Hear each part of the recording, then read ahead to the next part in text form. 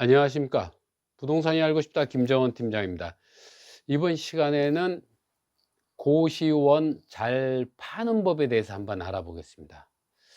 현재 고시원을 운영하시는 분들은 뭐 이렇게 정리하시는 분들 보면은 뭐 지금 수익이 예전 같지 않다. 그래서 뭐 정리하고 싶다. 또 초기 투자 자본이 비싼데 요즘에 고시원 가격이 많이 떨어졌죠. 더 떨어지기 전에 정리하고 싶다. 또 급히 이민 간다, 이사 간다. 또 뭐 투자했던 수익은 다 뽑았으니까 이제는 처분하겠다. 그리고 뭐 점점 어떤 고시원 시설은 노후화가 돼 가는데 더 이상 투자할 여력은 없고, 이런 분들이 인제 정리하려고 많이 하시죠. 사실 고시원을 파시는 분이 뭐 1000명이라면은 파는 사람의 이유는 1000가지예요. 하지만 사는 사람은 이유 단 1가지죠. 그냥 돈 벌려고 하는 거죠. 사는 사람은 뭐 내 애가 대학 가야 되기 때문에 그 학비 벌겠다. 또 이사 가야 되는데 뭐 돈이 더 이자에 대한 고정 수익이 확보가 돼야 된다. 뭐 어쨌든 간에 사시는 분은 이유는 돈 버는 거예요. 파시는 분은 1000명이면 이유가 1000가지가 있어요.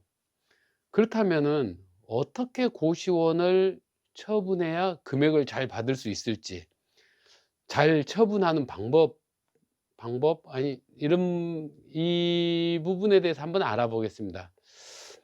음 우리가 고시원을 보면은 사고 팔고 하는 과정에서 중요한 부분이 있어요.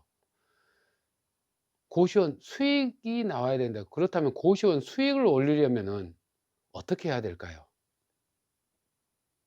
네.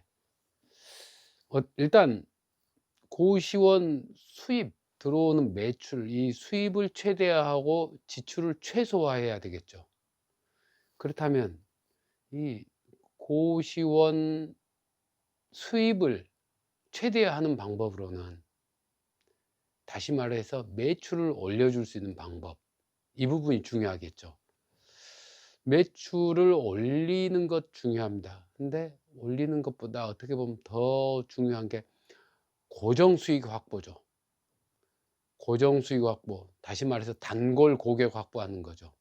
고시원의 단골 수익이라는 것은 장기 투숙자를 만드는 거예요. 이런 장기 투숙자를 1 명, 2 명, 3 명, 4 명 점점 더 확보해 나가는 게 수입을 점점 극대화하는 방법이라고 봐도 과언이 아닙니다. 그러면 이런 고시원 어떤 장기 투숙자를 늘리는 방법에 대해서 한번 몇 가지 알아보겠습니다. 저는 원장님들께 누차 말씀드리지만 원장님들께서 가져야 할 개념이 있어요. 고시원은 하우스가 아니라 홈입니다. 홈. 그냥 단순한 어떤 물리적 공간을 제공하는 게 아니라 가정, 나의 정서를 제공해 주는 곳이라고 생각하시면 됩니다. 그래서 원장님이나 총무나 이런 어떤 관리인들도 그런 개념을 같이 가지고 있어야 돼요. 그리고 일단은 원장님께서 깔끔한 복장, 총무도 깔끔한 복장, 이런 깔끔한 복장이 갖추고 있어야 되고, 그다음에 청소 같은 것도 잘 해야 되고, 특히 공용 주방 같은 경우는 정말 중요합니다. 우리가 이 고시원은 우리한테는 돈 나오는 직장이지만 입실자들한테는 사는 가정이거든요. 그래서 일단 내 집처럼, 내 가정처럼, 내 가족처럼 포근하게 대해 주셔야지 그 입실자들이 안 나가게 되는 거죠. 하지만 워낙 입실자들의 어떤 성향이 다양하기 때문에 너무 그 입실자들한테 지나친 관심을 갖는 것은 또 그것도 무리예요. 그런 부분은 원장님들께서 상황에 따라서 조금 융통성 있게 해 주시기 바랍니다. 그리고 우리 빈방 같은 경우에는 도배라든가 침대 시트 커버 이런 것을 깨끗하게 관리해 주셔야 돼요. 빈방 생겼을 때 도배 깨끗하게 해 놓고 침대 시트 커버 같은 거 갈아 놓고 이렇게, 특히 화장실 청소, 원룸 같은 경우 화장실 청소, 화장실은 바닥만 청소하는 게 아니라 화장실 벽 같은 것도 물 때 깨끗하게 청소해 놓으면은 굉장히 좋아하죠. 입실자들이 들어왔을 때 "이 방 얼마예요?" 하고 물어본다는 거죠. "다른 방 없어요?" 하고 물어보는 게 아니라. 그렇다면 일단은 마음에 들었는데 내가 가격을 조절해 주면 들어올 수 있다는 그런 개념이겠죠. 그리고 여성 입실자들을 위해서라면은 아마 그 인터넷 같은 데서도 굉장히 저렴하게 구매할 수 있겠지만, 화장용 스탠드 있어요. 뭐 거울 비춰 주면서 이렇게 화장할 수 있는 그런 거 해 주면 여성분들은 굉장히 좀 선호도가 높습니다. 그런 부분을 좀 고려해 주시고, 뭐 화장실 어 배수구 물 냄새 올라오지 않도록 그런 거 조치해 주시면 될 것 같아요. 그 외에도 뭐 어떤 뭐 방 채울 수 있는 방법은 뭐 몇 가지 이렇게 말씀드릴 수 있는 게 아니라 수천 가지 수만 가지가 되겠죠. 근데 그때그때 상황에 따라서 하고, 일단 제일 중요한 거, 원장님께서 내 개념을 좀 편하게 홈이라는 생각으로 내 정말 가족처럼 대한다는 생각을 하셔야 될 거예요. 그렇게 하려면 솔직히 굉장히 원장님들의 좀 많은 희생이 필요하겠죠. 그리고 지출을 줄이는 방법, 매출은 어느 정도 확보할 수 있다면은 이제 지출을 줄여야 되죠.